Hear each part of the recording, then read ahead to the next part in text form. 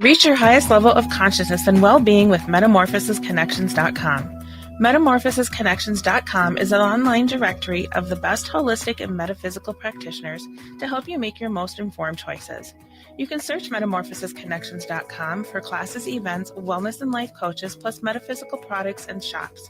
You can also search for a wide array of healers from all modalities, including EFT, sound healing, energy healing, light therapy, ancestral healing, shamanic healing, reflexology, past life regressions, hypnotherapy, yoga, and more.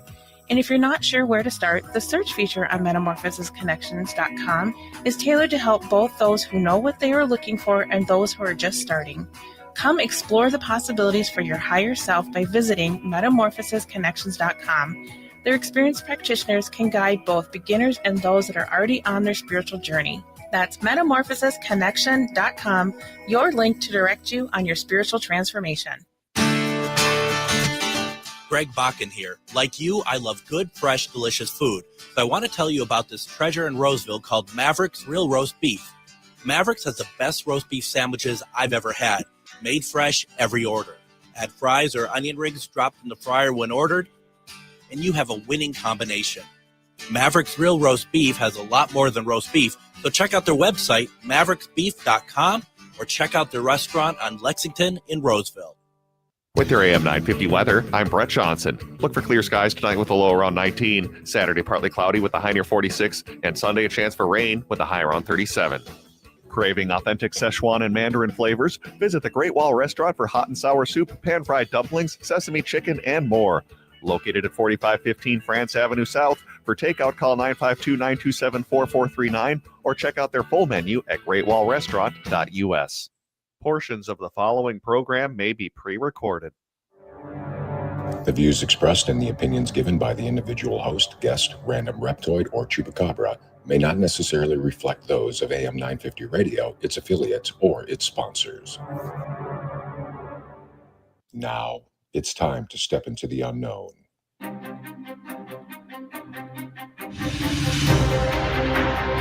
There are things people experience but never talk about. A shadow moving in the corner, flickering of the lights, a disembodied voice. We invite you to talk with us. Share your story, share your experience, because this isn't just your story. This is our story. This is GhostBox Radio with Greg Bakun. And this is GhostBox Radio on AM 950, where every night we talk about the paranormal, ufology, Bigfoot, and so much more. My name is Greg Bakun. Thank you very much for joining us on this Friday.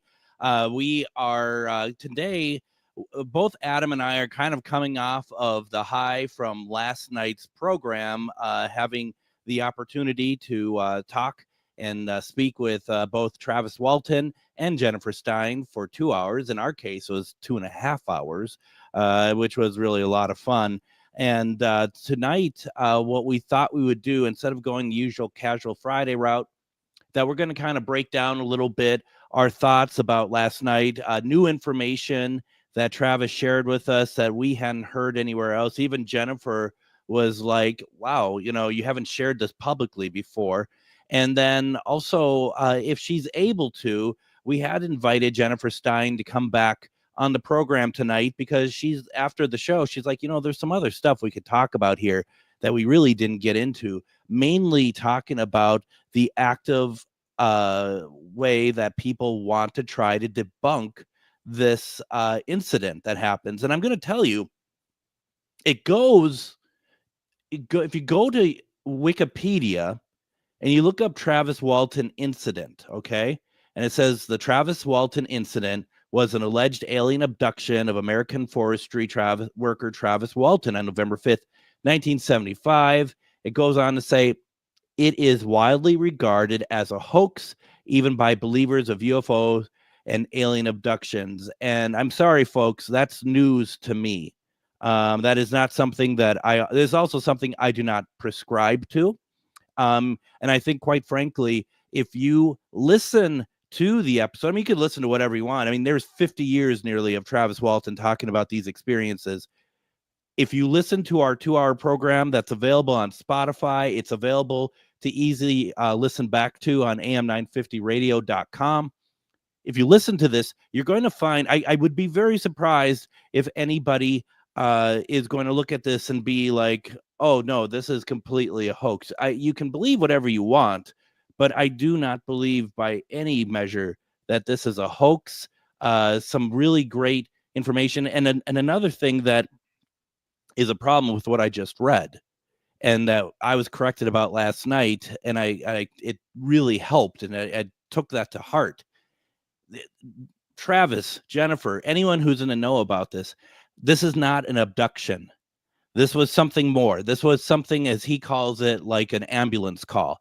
It's where that he believes that the aliens that brought him on board were trying to save his life after he accidentally was either injured or killed by their beam of light. So we want to talk about the program from yesterday. We want to go over some stuff. If you listened, please put in comments what you thought. Give us a call, 952-946-6205. Would love your feedback on it. We got tons of feedback yesterday, but after it sits and sinks in a little bit, love to know what you're thinking. Like I said, we might get Jennifer to call in, maybe the second half of the program. Adam, over in Eden Prairie, I mean, last night you and I were in the studio together. First time I was in the studio doing the show in a very long time. We were both on quite the high after that, weren't we? Yeah, it's not every day you get, a situation like getting Travis Walton on the air, because he's 71 at this point. Mm-hmm.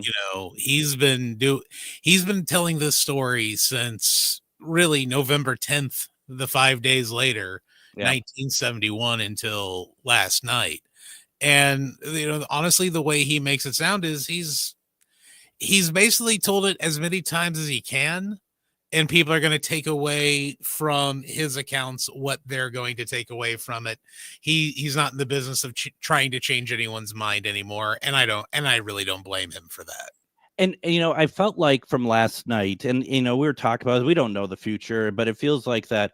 I don't know how many more times anyone's going to be able to get Travis on programs like this or whatever else, because of last night he said it, he's tired of the people trying to debunk it. He's tired of, he even talking about it is not comfortable for him. And he's been talking about it for 50 years. And so I feel like that, it's that whole debunking part of it. It's kind of like people just don't want to let go of that. And one of the things that Jennifer said, if we get her back on, we're going to really talk about that. As one of the things that she brings up is that Philip Che Class, who we really only talked about for about 15 minutes last night, he went out of his way to interview everybody that was involved with this to debunk it. The only person he did not talk to was Travis himself. And that was that, to me, that just goes to show that he knows that he can't debunk it. He can't debunk it at the core. He has to go around and try to cut off the limbs, let alone going after the trunk. At least that's my thought of it. Yeah, and because the guy who experienced isn't going to change his story. Mm-hmm. Flat out, it was his experience. No matter what Philip Class was going to try to do, you're never going to take that away from Travis.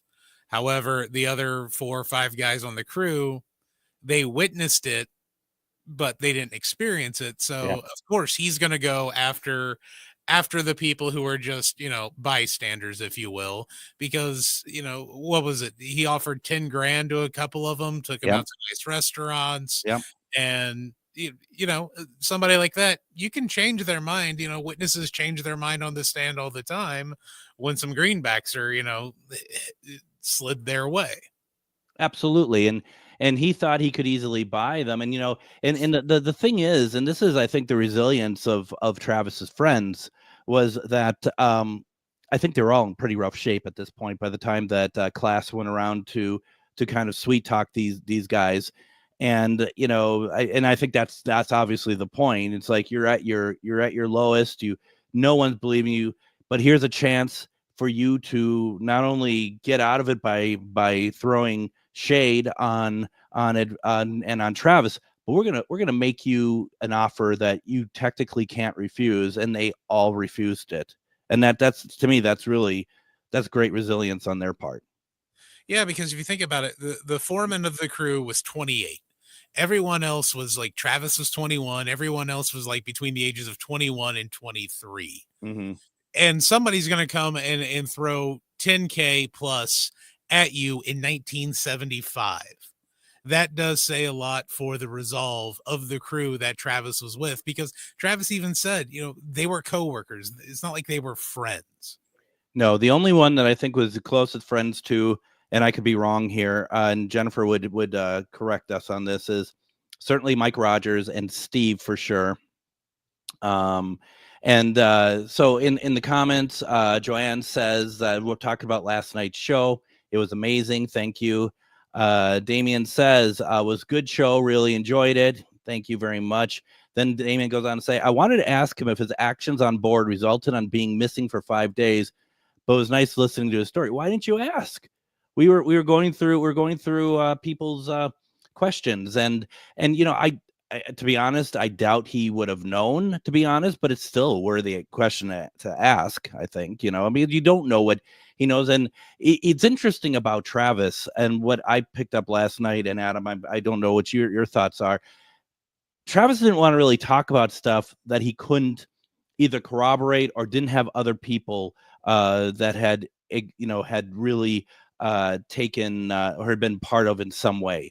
The only thing really was both his experience on board that he couldn't have like anyone else kind of corroborate. And then last night in the last segment, we got something I did not expect to get at all. Was because we asked him a question, and I don't think he understood the question. And he came back and he was talking about a situation that he believed he was visited by a gray when he was 5 years old, and that the gray, well, he was trying to sleep when he was 5 years old. The gray was trying to steal his blanket, and when he went and saw it was a little gray person, he goes out running after him out of the room, and the gray disappears. And he's just like, I can't, no one else had seen it, so I can't verify that it actually happened, but all my family says it's a dream. And you could tell he doesn't necessarily believe that himself. But the point of that, though, is that, and one of the questions we had asked was, do you think you've ever been visited? In my mind, since, but he's talking about being visited before. And even Jennifer last night was like, you never told that story publicly before. So right there, it was, suddenly a new, you might be like, well, what does that have to do with November 5th, 1975? I'm not trying to connect 2 and 2 to equal 7, but I can't help but think that there is some connective tissue there somehow, and that maybe there's, possibly more that he just doesn't remember or anything. One of the things that I'd asked about, is my theory that I've brought around, and I'm sure it's not only my theory, is once you have alien contact, I think you are either marked or that they keep their eye on you. And I think all of this is much more connected than maybe he thinks, but that's just my opinion. And who knows, it could also, weird theory, because this was one of the ones I had last night, not being able to fall asleep, thinking about literally the last 15 minutes of the show when he's talking about this experience. Yeah. You ever think maybe time slip, time warp, to where he's 5-6 years old, but to this alien, this is after the event, checking in on him. Interesting. Yeah.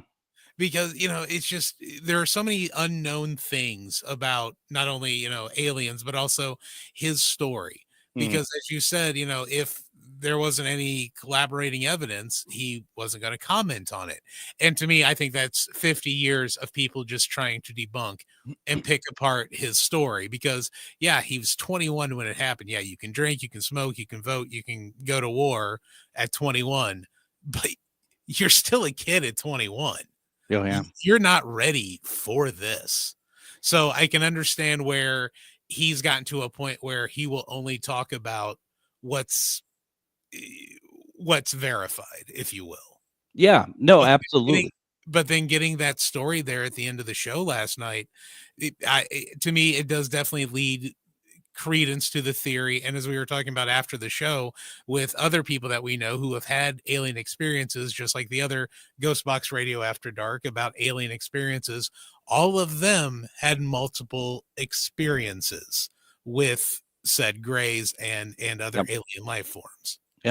Yeah, very much so. I mean, and that's just it. I mean, and that's the part that's interesting. And from an outsider point of view, that's what's fascinating about it. I mean, and I want to be careful about it because it's clearly not fascinating to Travis. It's clearly not something that he is happy about, that he enjoys. And those are things that, and where I was, kind of trying to ask him last night, and he just either I didn't pitch it correctly, or he just didn't understand, or whatever else. That I had asked him, people, and I didn't include myself in this, but there's people who want to do CE5 experience. They want to reach out to aliens. They want to see an experience. And I thought, my question to him was trying to be, what do you think about that? What do you think about other people? You went through it. You know how your life went after that. What do you think of other people wanting to do that? Because you didn't want it. You didn't ask for it. What did you think? And, he didn't. I wish he would have answered, but it's still really good. Wade had a couple questions that we went through last night. He's in the comments. He said, "I'm still talking about your show last night. Thank you." So are we. And he says, "and honored that he answered some of my questions." Thanks, Greg. Well, honestly, Wade, you had some really good questions. And here's the thing, you just don't, some of it is kind of like, and I'm not saying your question, some questions, including my own, it's like, I don't think he's going to remember, but he's here. Let's ask him, let's just see what happens. You just don't know. And that was the fun part about last night. We just don't know. Joshua says, was his experience on a lake in Maine? No, he actually lives and still lives in Snowflake, Arizona. And he actually, the event that happened to him took place in Turkey Springs, Arizona, about 30 miles from Snowflake in woods. He was a logger, and he was working with a crew that was run by a gentleman named Mike Rogers, who was contracted to remove a lot of trees, dead trees, trying to make things, try to give the forest some life back and stuff. And that's where that event had happened. Why don't we go ahead and do this, as we're already past our first segment here. Let's get a commercial break in, folks. No, Joshua, no worries. Joshua's like, okay, got my cases messed up. No problem. There's a lot of them out there. But if you have questions, thoughts, put them into the comments. Give us a call, 952-946-6205. Take our first break. Don't go anywhere. You're listening to GhostBox Radio on AM 950. Greg Bakun here. I love historic tours of Minneapolis and seeing everything it has to offer. But if you know me, I like to include a little spooky in my tours, which is why I found the perfect combination. Minneapolis Trolley Tours does this amazing candlelight ghost tour that you have to check out. It's an extremely immersive experience. It's a trolley trip that starts out at a haunted mansion, traveling around Minneapolis locations, exposing ghost stories that the public and business owners would rather left untold. Then a tour of the aforementioned haunted mansion where ghosts of past residents from the 1800s reside, plus a lot of surprises to discover. Next, experience Gertrude's After Hours. Did I mention Gertrude is the mansion's most famous ghost? Maybe she'll show up. And you finish up the tour at Gertrude's Lounge in the haunted basement of the mansion with refreshments and Q&A. The trolleys are climate controlled and the mansion is restored to perfection. Check out MinneapolisTrolleyTours.com for more information. Greg Bakun here. I've told you about the out-of-the-world roast beef sandwiches at Maverick's Real Roast Beef, but I haven't told you about their Philly steak sandwiches, turkey bacon avocado sandwich, BLT, crispy chicken, fish sandwiches, brisket, or pulled pork. Okay, you get the idea. They make a lot of delicious food to the same standard as their famous roast beef sandwiches, and now I'm starving. I'm going to go to Maverick's Real Roast Beef off Lexington and Roseville, and you need to go too. Check out their menu at mavericksbeef.com. Are you one of thousands of individuals who know you have psychic abilities but don't know how to tap into your higher self? Refined Divine is an extremely gifted psychic medium who offers classes that can help you reach your goals. Refined Divine holds classes Monday and Thursday at her 2 locations and via Zoom. Classes consist of manifestation, learning psychic abilities, shadow work, and healing trauma. Refined Divine has helped thousands, and she can help you. This is Psychic Medium Deb. You can go to refineddivinepsychic.com. And welcome back to GhostBox Radio on AM 950. My name is Greg Bakun. Thank you very much for joining us tonight. I just want to remind everybody that if you're watching GhostBox Radio on Facebook, on my Facebook page, GhostBox Radio with Greg Bakun, I would always ask that you consider sending stars my way. We're trying to build up our Facebook presence here with the program. We think we're going the right direction, and sending stars shows Facebook the algorithm that we're worth sharing. A little extra support monetarily is also very nice. So we just ask that you please consider doing that. Where you are responding, there's like a little star icon. You can click on that, and you can, like, 1 star is like 3 cents or something like that. And your support without that is just fine too. But if you're able to, would love to do that. So with that in mind, we are talking about last night's episode of GhostBox Radio. We did the 2-hour special with Travis Walton, with Jennifer Stein, and my goodness, I mean, what a program. If you missed it, highly recommend you go check it out. You can go to Spotify and run it, as well as a ton of other GhostBox Radio episodes. You could also go to am950radio.com. It's there too, on GhostBox Radio with Greg Bakun Facebook page. You can find it as well. Interesting question from Damien. So if you could choose to become an abductee, would you? Adam, what are your thoughts on that?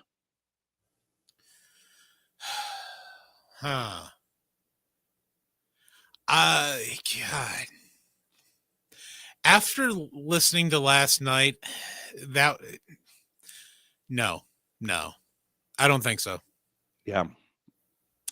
It's, I think the right response is, whether you say yes or no, that you have a sigh in front of it. And I mean that in all seriousness, in the sense that I think if anyone's just like, oh, yep, absolutely, you really have to think through, in my opinion, you have to think through the repercussions of what you're doing. And I feel like I've kind of come face to face with that in a big way. I mean, you know, especially Adam, I mean, you got to think of wife, kid, life, all that stuff. I mean, I do too, just not, wife or kid. But, when we did that CE5 experiment in Wisconsin that time, and stuff was happening, there was, to me, sort of a face-to-face sort of moment of like, is this happening? Are we going to be abducted? What is the end game here? And there's a moment of being really frightened about what does the future look like, because one minute we're outside and just like, let's do this, let's see what happens. Next minute you're just like, there's some weird stuff happening here, I don't know what's going to happen next. And that's scary stuff. And there is such a realism to that, and if people don't get that, then I don't think that they, and I could say the same for paranormal as well. And my theory has always been, and I've said this before, that if you are going into a haunted location and you're yelling in the air and trying to provoke, I personally don't believe you really believe in spirits and ghosts, because if you did and you could see what the outcome can possibly be, you wouldn't be doing it so lightly. You might do it once and learn the lesson, but if you're doing it multiple times, or if you're just like, yeah, come and get me, to aliens, I really don't think you fully understand the situation at hand. Doesn't mean that you still, after, being aware, that doesn't mean you may not want to, you may still want to experience it. But I think that people would need to think a little bit more about it. That's my thought on it, Adam. Really, up until last night, I didn't think it would be a horrible thing. Yeah. But after spending 2 hours with Travis last night, and it's just, it definitely changed not only my view on his case, because I always looked at it as an abduction case. Right. It certainly was not, after all. Mm-mm. And the fact that, he's gone for 5 days, Earth days. How long was it wherever it was? He said it felt like a couple hours. Maybe where he was, it was only a couple hours in that dimension's time. So I think that kind of stuff would just screw me up. And like, he's had to answer questions for 50 years about this. Yeah. This one small chunk, 5 calendar days of his 71 years on this planet. That's all anybody wants to talk to him about. And in reality, I feel so bad for Travis. I really do. And that's honestly what changed my mind, because all of a sudden, the only important thing in this man's life is the scariest thing that could possibly happen to anyone. Yeah. And I just feel so deeply sad for him. And, shows like ours, obviously that's why we bring them on to talk about it. And it's, it's kind of a, double-edged sword. And, I was kind of thinking about this, and not to get too deep into anything, but you got to wonder, we spent 2.5 hours with him last night. He answered questions so well. He was so helpful. He was really engaged and involved. What is the coming down to that? What is the aftermath of those sort of like the festivals and the conventions and the, talking about it again and again? Because one of the first questions I asked him last night, is this painful? And he says, yes. What does that come down look like when he's, it's all done? He got out of there real fast last night. You notice I didn't even end the stream yet, and he was out. He was gone. What does that look like? Because there is obviously, we talk about it during the program about the mental health side of it and the aftermath. What does that aftermath mental health wise look like for him? And I hope it's more of like, we talked about it, now I can just get back to regular life. I did my bit talking about it again, let's get back to real life. That there isn't any sort of suddenly it triggers any sort of PTSD for him or anything like that, because that would, it's kind of like, what's the point of doing this? For sure, if that's what you're going to get at some point every single time he says he gets nightmares, there's so much that is still coming after him, whether or not they've ever laid eyes on him again or not. There is still so much that has come after him that I don't know. I just, my heart really goes out for him. And sadly, some of the nightmares can be them also just coming in and checking on him. It could be. It could very well be. And that's even scarier. They could be in his presence. He's cold passed out, doesn't even realize they're standing right there. That is so petrifyingly scary. Yeah, absolutely. Let's see here. Joshua says regarding our answers to being abducted, he says, amen. It could really break you. I wouldn't want it. Joshua says, and with aliens, they may return, especially if DNA is involved, or they grow an attachment to you. That's what I've been saying, is that whole thing of that, you're kind of marked. You might be a case file for them. You might be they might be like watching over us, and then you've been assigned to one of them. So yeah, I don't know. Wade has a question here. Wade says, do you think he was taken of a different expression of time from a different dimension? And to Travis, it seemed like hours, but out of time, it was 5 days. And that's an interesting question. Who knows, right? I think it would be, for me personally, I think it would be bad for me to answer because I really don't know. But, before you put that question, Wade, the question that I was thinking in my mind is something must have happened. Who knows how much time has elapsed? Because if he was, dead or whatever, there's had to been some time to elapse before he gained consciousness. Who gave him the ability to gain consciousness? Did they kind of turn him back on? Did he just gain it again? And then he went into flight or fight, and he was going to, bash someone's head in. At that point, did someone on the ship subdue him? Did somebody, or did he was still like recovering and that he just passed out? Those are interesting questions, let alone the fact that, he believes first, a couple things that he saw, one of them being that he was on a hangar somewhere. Was this a larger, spaceship? Was this some sort of base on the moon? Was this a base on Earth? And then he's seeing humans in this as well, human-like people. So it's not just grays. And as Jennifer pointed out, it could have been a Palladian, could have been all sorts of different entities. But she pointed out that's the first time that someone ever had mentioned that they had also seen human-like inhabitants on these ships or bases or whatever. It wasn't something that was mentioned up until then. Everything had been talking about like grays, for example. I mean, it's just so many questions that come from those just those little pieces on board the ship. And let's see, this takes place, and it's the first mention of, like you said, the humanoid looking ones. Now, this happened in 75. What year was Roswell? That was 47, I believe.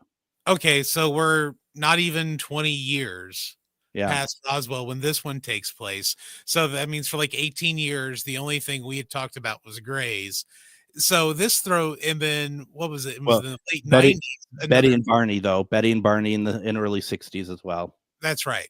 Yeah. And then it was the late 90s early 2000s when we first see the almost praying mantis looking ones. Right. The walkers. Well, so, within a 40 to 50 year span, we've now seen 3. How many more, though, are out there in this almost like alien hierarchy? And I mean, there's a couple other things too, Bob Lazar had talked about them talked about them being over at Area 51. Obviously Lazar, just like Travis, I guess, those are, his story is contested very much. I believe, and maybe I'm just easily to believe, I believe Bob Lazar as well.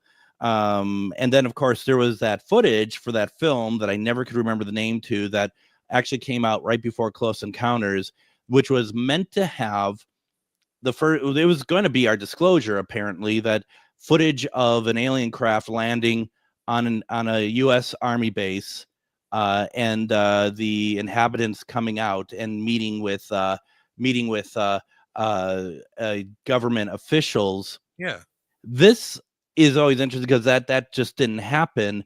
But you might be like, well, maybe it was never really a thing. But here's the thing about that is that there was government involvement with that film simply because they actually went in and they shot at the Pentagon. A film about UFOs that got a release was shot partially in the Pentagon for interviews. So there's something there, There's definitely something there. Now, Joanne says, we are told the aliens are here to teach us. Well, what did they teach us? Scared a kid out of his life. Here's the thing, though. If you go off of Travis's story, I think he actually deep down believes that they saved his life, like from being killed, saved his life. They're not going to know the after effects of how humans are going to handle it. And, and probably the shock value of being, not abducted, but being, manhandled by aliens and whatnot, that's going to do something. But at the same time, we are told aliens are here to teach us. But, Adam and I were talking because I gave Adam a ride home last night after the show, and we're talking. It's like, we can't believe that every single alien that comes to Earth, that they all have this sort of Star Trek sort of, belief of like that all humans, whatever on the planet Earth, that we're here to protect, we want to evolve, whatever. I can't believe that only Earth is going to have any sort of creatures of intelligence that has a sense of wrongdoing or sense of greed, a sense of power, wanting power. And I don't see why that wouldn't be different with aliens. I guess what I'm trying to get to here is that I think that's a very beautiful way of thinking about aliens, that they're all here to help us. I don't believe it. I just think that the odds of the universe of that being the case, I just don't think is necessarily true, personally. No, I think there's that Klingon, the Klingon race out there to go along with everybody else. And, Travis's story is one of those that, and I think he even said it last night, ultimately he was wrong place, wrong time. Yes. And it became more of a like he stated, and you stated earlier, a rescue mission. Yeah. And the way I think I equated it as when we were talking before I was editing the show last night was think of it as like almost these aliens. I don't want to call them teenagers because I don't know how they age, but more like a Ferris Bueller's Day Off, where one of them's dad had the cool UFO, so they talked to the Cameron alien into taking it out for a joyride. Hey, let's go test it out here on the blue dot. I know a couple of cool places where we can go shoot this beam and nobody's around. Unfortunately, somebody's around. So it's like those damn humans are everywhere. We can't even shoot a beam. Yeah, kind of like that. But that's the way he told the story, and it's like all of a sudden it kind of became a rescue mission. That's almost how I kind of played it out in my mind as like the alien point of view, if you will. Yeah, I mean, it could very well be. I mean, I think all options are on the table. We don't know. Who knows what that hierarchy looks like, if there is like just a way of just get, someone being able to borrow a transport and get over to Earth. And, we talked about it last night. You and I were on the same page when Travis was talking about being in the hangar and he saw space open up. And the thing is that I've seen this before. I've seen it with my own eyes. It's like a portal and, ships coming out of it. And he explained that last night. And it's like, and Adam, you had said to me, is like, you've said this before, Greg, that seeing those spaceships coming out of a portal, seen it with my own eyes. And it's just like, wow, that happens. It's pretty crazy that we're seeing similarities. We always see those similarities in the stories and whatnot. Yeah. And that was the exact first thing that popped in my mind was your story about that. It's like, oh my God. Yeah. It's almost like a full circle moment. It's like it almost verified what you had seen. Totally. Absolutely. Joshua in the comments says, but Travis needs to know there was nothing he could do. Travis knows that. I think, I really do think that, Travis has 50 years to think about every aspect of it, and I think even where he's coming from last night, I mean, there isn't anything I don't think there's anything he puts on himself. Apart from maybe he shouldn't have got out of the truck, but I don't think there's anything he puts like on himself. Like if I only would have done this or only would have done that, he was helpless. He had no choice. He went out, he got hit by a beam, and everything at that point, it's out of his control. And considering what he ended up doing with that is pretty incredible, being able to not only stay sane, but also be able to speak on it in a way that makes really, if you are someone who doesn't believe the story, that's on you, because there's a very human factor to the story. And so, yeah, I think he knows that very well. And a real human aspect of him was brought out, because I know, for most people, the story begins and ends with the Fire in the Sky flick. Mm-hmm. Mm-hmm. And, obviously it's based on a story. So there are obviously going to be inaccuracies to the actual story, like there is in everything. It's got to either be cut for time or content. That's unfortunately how it works when you do any sort of biographical film. But last night's show definitely brought a human aspect to it that I even ignorantly overlooked the entire time, even building up to the interview last night. Mm-hmm, mm-hmm. Yeah, I mean, there was so much to that, and we could talk a little bit more about that. We need to take our next break. When we come back, we'll continue our conversation. Loving your comments in there. Please continue to share your thoughts and your opinions. Every one of them are fantastic, and you can also call in 952-946-6205. We are wrapping up this week, but there's plenty more to look at. We're talking about Travis Walton. You're listening to GhostBox Radio on AM 950. Have you ever met someone who not only can help you on a deep spiritual level, but also potentially change your life? Refined Divine is an extremely gifted psychic medium who travels the nation and lives right here in the Midwest.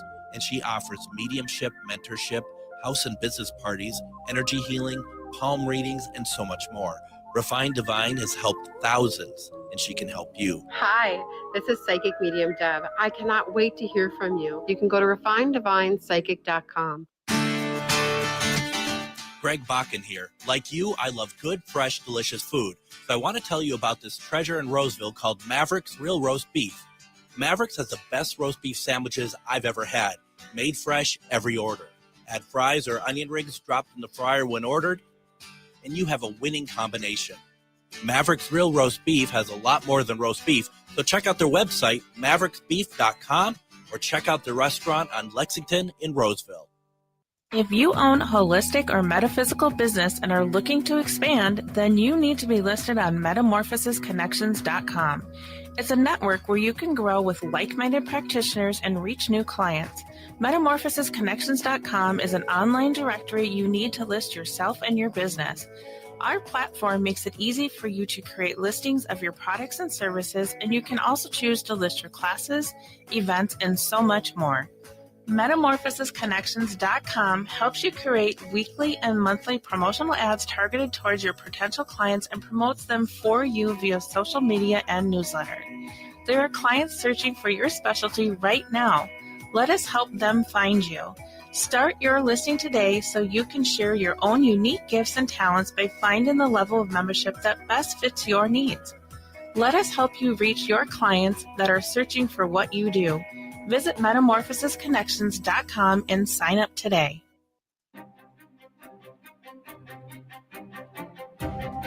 And join me Monday on GhostBox Radio with Greg Bakun. We are going to have on author Richard Estep. We're going to be talking about his newest book, Dark Spirits. I'm really looking forward to that. I've been waiting years to talk with him. One of my favorite books is Murders at Fox Hollow Farms that he wrote. Fantastic stuff.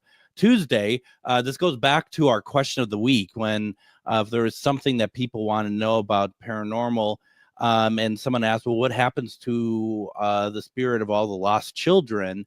I'm going to bring on psychic medium Miriam Faresh.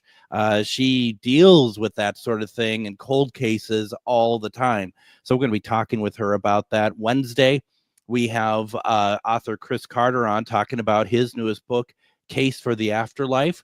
Thursday is going to be a replay, having one of our favorite guests, Paul Blake Smith, on talking about the Nixon Gleason alien encounter, and then of course Casual Friday. So another mammoth week, Adam, of GhostBox Radio coming up. We just don't stop. It's just one big week after the next.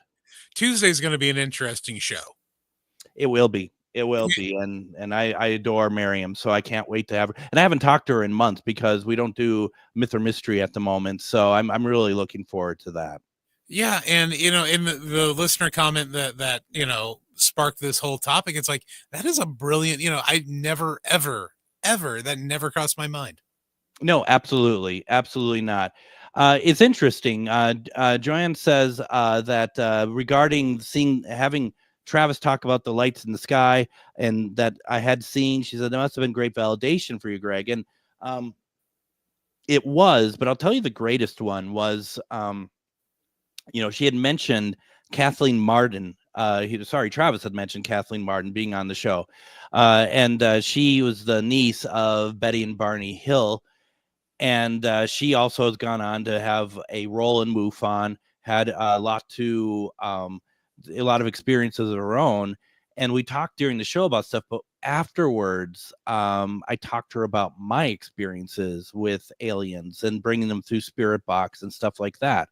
And she's listening to me, and she just looks at me through StreamYard as we are now, and she goes, "Sounds like to me you're abducted." And I'm just like, well, no. I brought them through Spirit Box, and I felt like they were a presence in the room. They were with me, all that stuff, and that my nose bleeding the next day and stuff. She goes, "No, it sounds like you were abducted." So, I don't know. It doesn't mean that I was, but the fact that I've never even really considered that, and she is just like all the cases that she has worked on for MUFON and her own stuff. Those really makes me wonder, maybe I was, and to the question earlier from Damien, would you like to be abducted? I don't know. It's crazy. Yeah, Adam. One, it would explain a lot. Two, I said it would explain a lot if you were. And two, I think we know a few people who we've probably had on the show too, who could probably walk you through some sort of hypno regression to figure out if that may have happened. Just throwing it out there. Yeah. Maybe that would be a great special 2-hour ghost box. Greg. Or you can hypnotic. Or you could shut your damn mouth. That's also something you could do too. I don't know. I think it's a good idea for a show, to be honest with you. I'm thinking that's a good show idea. Just throw it out there. Yeah. I also think it'd be fun, to do a show where we teach you the magic of Houdini and chain you up and stick you in a tank of water and see if you can get out of it.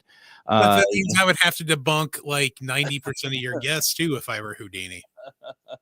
And I don't want to do that. So yeah, it's interesting for sure. Yeah, I don't know. It's so crazy. You know what I also liked last night is Travis, me and Jennifer mentioned a lot of people that she had talked to about a lot of stuff, and it was really fun to see so many of them had been on the show. Like we really are bringing on some really good authorities on the subject, and it was really nice to know. That was almost greater validation for me last night, is that we are bringing on the right people to talk about what's happening. And I think like the 10 people she mentioned, 7 of them have been on the show within the last 12 months. Totally. And it's just it's and there's so many opinions and stories that we have yet to hear. It's traveling back here to the Travis episode from last night, which, don't forget, folks, you haven't watched it or listened to it, go to am950radio.com. It's archived there. Go to ghostboxradio.com. It's also there. Spotify. There's no excuse not to listen to it. It's 2 hours. It's less minus commercials and stuff. It is just really well worth your time. Go over it over a couple days, the usual, and listen. And even if we're not talking about it again for a while, send me what you think you thought about it. I'd love to know what people thought about last night's episode. You can go ahead and you can send me an email over at comment@ghostboxradio.com. That's comment@ghostboxradio.com. I'd love to know what you think. What I also thought was really interesting, and I guess I didn't know, Adam, you kind of alluded to this. I didn't know really what the difference were between Fire in the Sky and the actual event. So it's obvious that Hollywood decided to make that interior of the spaceship, that whole bit, to be horrific.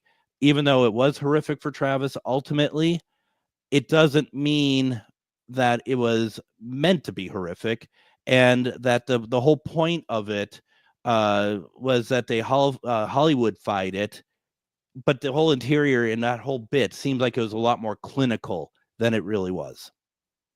Yeah, he said it was a very sterile area. It was, because in the flick, in the movie, it looks like there are decaying body parts and ecto goo everywhere. But, he's like, no, it was sterile. It looked like an operating room. Yeah. Which, I find very much like, okay, that makes a lot more sense than what would have been in the flick, especially if they are a higher evolved species. Absolutely. I mean, and I don't know. There's so much there, and it's what Travis said last night is that the way that the aliens looked in the film is not how he saw them. Where he said someone got into the special effects closet, which I thought was kind of funny. But he said they looked more of like the grays that we've been talking about and whatnot. And that's the thing. It's still scary, folks. I mean, I get where Hollywood tries to maybe make everything scarier, but the situation was still scary, especially for Travis, still scary to this day. So, I mean, it's just, I don't know. What a story. And it's just like, I'm still processing last night. I'm still thinking about it. It's incredible. Yeah, because it's a story, you think Yeah. It's been around for 50 years. It's been around basically your entire lifetime. It's been around basically my entire lifetime. Once you got involved or aware of, aliens, UFOs, things like that, you knew about the Travis Walton story. Yeah. But yeah, last night, completely, I've done a 180 completely on how I look at that and really any other alien abduction that I hear about going forward. Yeah, absolutely. And it does answer a question because I had always wondered, and I was glad I asked, not because they were great questions, but they're questions I always wanted to ask Travis last night, because there was certainly things that really made this not sound like your typical alien story. And first of all, knowing that it's not an abduction, that they don't classify it as such, but also too, like, we don't know if he's been visited, but it sounds like that nothing's been implanted in him. Like they've done the work to see if anything had been implanted in him. Nothing seems to have been. So, I mean, and so there's a lot of irregularities, and you're like, well, why would this be different? And the way he explained it was like, oh, that makes perfect sense to me. I totally get it. Yeah. And then with it being more of a rescue mission, a revival mission, if you will, because he claims he may have been dead, they wouldn't have taken the extra steps if they were going to mark them like they have other folks around the planet. Yeah, absolutely. Absolutely. And that bit about the trees. Thank you. To me, that is an open and shut case. This is not faked. Totally. That they're getting the same readings and the same sort of radiation, profile as Chernobyl in that area. Yeah, they take the core sample of the trees there at the abduction site. The rings are different. They're more oblong, and it's starting from 50 years ago. Totally. Unbelievable, just unbelievable. And she brought that up, and it's like, oh my God, yes, I have seen that because I remember that scene with Ben Hansen. And yeah, that's right. To me, it was open and shut. There was something there, not of this earth. Absolutely. And not one tree. It's not just one tree. It's that whole area that they would have landed down in. And it's, and we haven't really talked about it. If you have a chance, you really should watch Travis Walton, the movie on Facebook. It's not Facebook, sorry, YouTube, and watch it. It's the film that Jennifer had directed. You could tell it is a massive passion project for her. And as we talked about last night, it's like she got a lot of these key interviews in the window that it needed to happen, because a few of them have now passed. As time is going on, that's just going to keep happening, especially as everyone's getting older. And so it's a very good record of what happened to Travis, but also what happened to the crew as well. Just incredible. And the fact that they were able to get the police chief, who and they got the police once he chief. retired, changed his story, changed his tune, gave his unofficial but personal view on it before he had passed too, was a huge get. Yeah, and that was like the first person she knew that she's like, if I'm going to do this, this is who I need to get. And thank goodness for her. I mean, there's so many people, and not just in paranormal, that I've wanted to talk to, and I just got to them a little bit later. That's one of the things that it's just really that was great on her to see. And I think we're going to try to get her back in June to talk not just about this, but I mean, she has her own history. She didn't really want to talk about it last night, but she has her own history of stuff to talk about. So, she's very, very fascinating. And thank goodness for her work that she had done on Travis Walton, the movie. And you really do have to go check it out. No doubt about it. It's great. Well worth the watch. Well worth the watch. I watched that first, and then I watched Fire in the Sky afterwards. And it's just like there's similarities, and then there isn't. One is that Jim Rockford isn't in Travis Walton, the movie. He's in Fire in the Sky. So they got that going for you. Chuck, who did play a massive part in us getting Travis, he just said it was a really great show that night. Greg, good job. Well, thank you. Good job to you, Chuck. Good job to you, Adam. Really appreciate everything as always with that. We're coming to the end already. It's just how it goes. It's been a good week for the show. Once again, we'll be back next week with author Richard Estep. I've been waiting to talk to him for years, talking about his newest book, Dark Spirits. And then, of course, if you have any thoughts and you want to share them with us about last night's episode, just give us an email over at comment@ghostboxradio.com. We'll be back Monday. Everyone, have a fantastic weekend. We'll see you Monday. Take care.